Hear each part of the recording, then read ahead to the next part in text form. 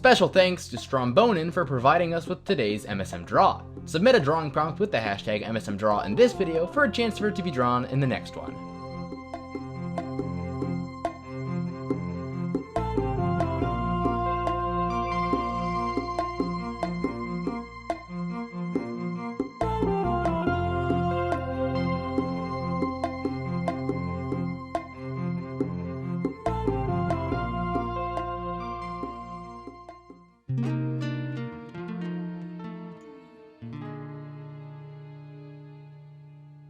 Hi everyone, and welcome back to Monster Biology. Today we spin the fire monster wheel, but as you can tell from the thumbnail, we get quite the opposite in nature. Spin. Fire monster Noboscus. Fire monster Incisaur. One of the most striking features of the Incisaur is its long, forked horn on the tip of its snout. If we were to look at the real world for an explanation, we can find the extinct mammal family Protoceratidae, which has animals like the Synthetosaurus. Its horn is extremely similar, and is a part of the skull, meaning the Incisaur's horn has a core made of bone. It is possible that the horn can be used as a pointy weapon in territorial fights between Incisaur, just as how the Synthetosaurus used it. Moving downwards, we find the skull, which is abnormally large compared to the rest of the monster's body proportions. In order to combat the extremely heavy cranium, the Incisaur would most likely take a page out of real-world dinosaur skulls and have strategic parts of its skull missing. This cuts back on the weight its thick neck would have to bear. These holes in the skull are called fenestrae, which derives from the Latin word for window. We can see the cavity which houses the eyeball, and one further back is where the ear should go. The Incisaur appears to have some lobes of flesh covering where the ears should go. This could be a way to protect the monster's hearing from the constant loud rattle of its teeth. These doughy lobes could possibly be pulled back with muscles in order to increase the Incisaur's hearing when it's not playing its sound. The third opening on the skull is on the jawbone and is called the mandibular fenestra. It serves as an extra attachment point for jaw muscles. This means that the Incisaur can have a very powerful bite, perfect for shearing through blocks of ice, as per its bio.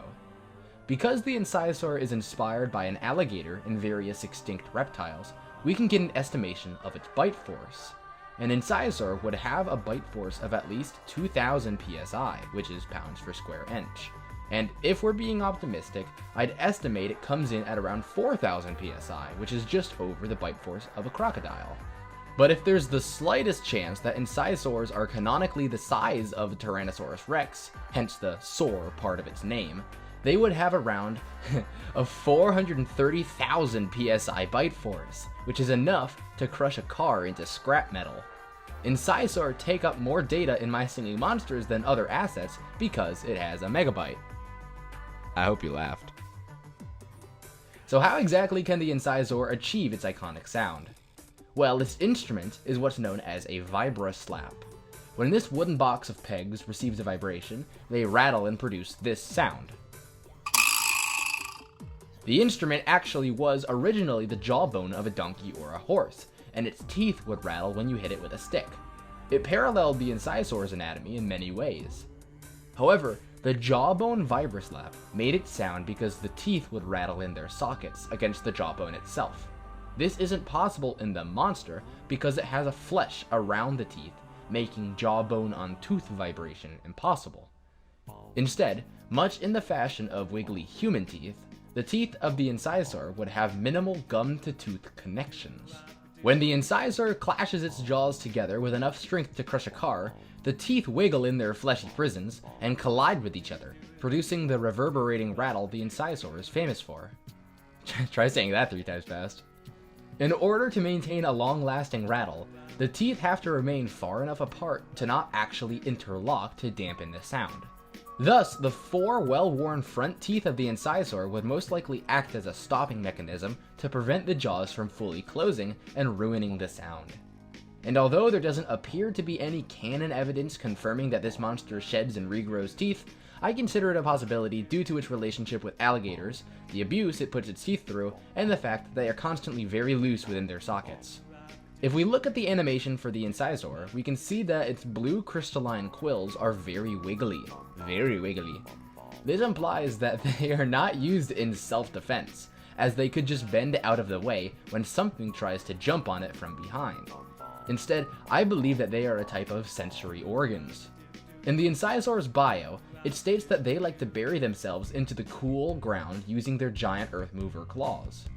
Many reptiles, like the real-life horned lizard, do this to regulate body temperature. Once the Incisaur is buried in the soil, it would be able to feel vibrations through the spines on its back, which would allow it to know when something is approaching while it is in this somewhat vulnerable state. Many lizards that bury themselves into the soil tend to match the colors of the substrate they cover themselves with. For example, you'll find this one in a carnival ball pit. The Incisaur's theming is centered around the MSM element of cold. With its propensity to consume and surround itself with cold things, it makes sense that this monster would be native to a snowy habitat. Thus, it is colored white to match its surroundings, with splotches of blue, in addition to its angular quills, to match neighboring ice formations. One second you're enjoying the formations of snow on the tree branches, and the next a plume of snow clouds your vision and there's a half-ton dinosaur with the munchies blocking your way. I'm no reptile owner, but I recognize a leopard gecko tail when I see one. Or technically it could be an African fat-tailed gecko, but they're in the same family, so whatever. Many lizards store extra fat in their tail, so we can conclude that this Incisaur is well fed. Most interestingly, however, is the fact that geckos, and by extension the Incisaur, possess a certain anatomical feature called caudal autonomy. This means that if the animal is threatened, it can drop its tail in order to confuse would-be predators. When a lizard chooses to detach its tail, the connectors between two vertebrae, those are the spine bones, loosen, and the muscles begin to separate. Lizard tail muscles are built in a segmented pattern, allowing for easy detachment. Think of them like how you can easily pull apart orange slices. After the tail falls off, some species can even use special muscles to squeeze the severed arteries to prevent excess blood loss. It's quite an ingenious system if you ask me. Although I'm not sure why the Incisaur would need to flee given its massive teeth, it most likely possesses caudal autonomy, the ability to drop its tail. Now we can take a quick look at the diet of this fire quad. The bio makes sure to state multiple times that the Incisaur prefers to remain cold by burying itself and eating frozen foods. This is intriguing because it is confirmed to be cold-blooded, which means that the colder it is, the more sluggish it becomes. This has two potential explanations. One, we never see the Incisaur in its natural habitat, meaning that the continent and Amber Island are much warmer than what it is used to. Thus, it keeps from overheating by cooling itself off with ice. Or two, the Incisaur deliberately slows down its metabolism by eating ice to preserve energy. This could be the result of food being scarce at times, and possessing a cool body temperature allows the Incisaur to consume less food over the same period as it would if it were warmer. Okay, I lied. There are actually 3 reasons why the Incisaur might eat ice. Picture yourself having wiggly teeth like the Incisaur. Would you want to take a bite of an apple? Probably not, because your teeth would probably not be able to make it into the fruit's flesh. Crocodiles and alligators do not chew their food. Their teeth are built to rip prey into large chunks, and then they swallow those whole.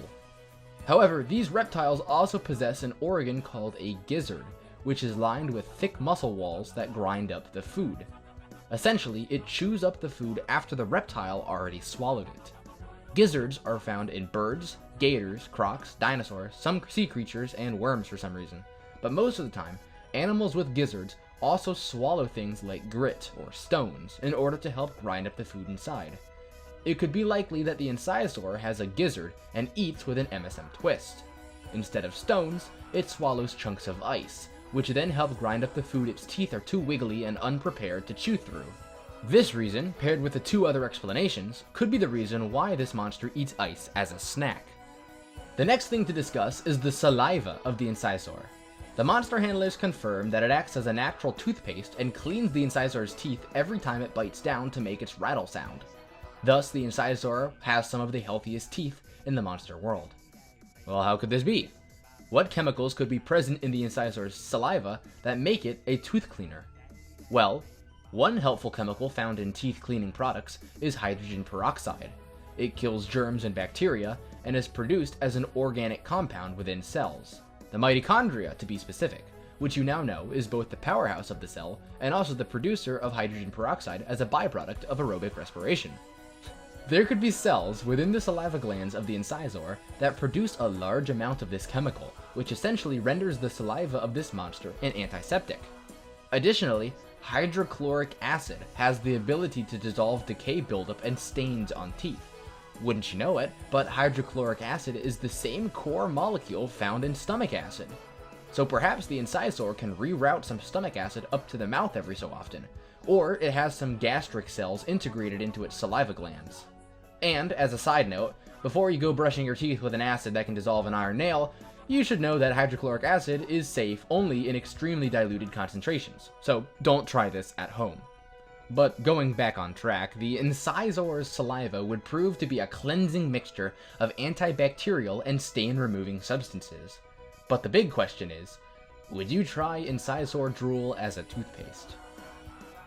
As a final note, look at the growth a baby Incisaur goes through to become an adult. I found this by comparing the eyeball sizes of the two monsters with a small margin of error as your eyeballs grow a little through puberty. The size difference reminds me of the growth stage of alligators. They start out very small, and over many years grow to be over 10 feet long. So just be prepared if you get yourself a baby Incisaur as a pet. Jokes aside, I think that we're done here, and we can roll the final footage.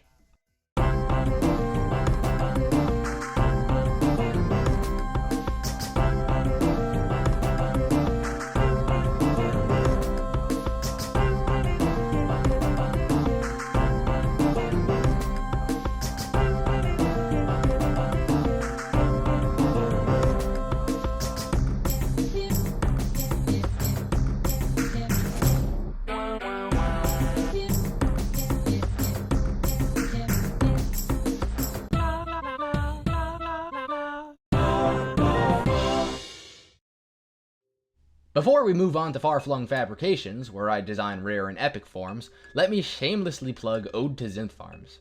If you haven't watched it yet, it's a music video composed and sung by yours truly about the regrettable balancing of synth farms. I put a lot of time into it, so I would appreciate if you were to go check it out after this video. Now, where were we?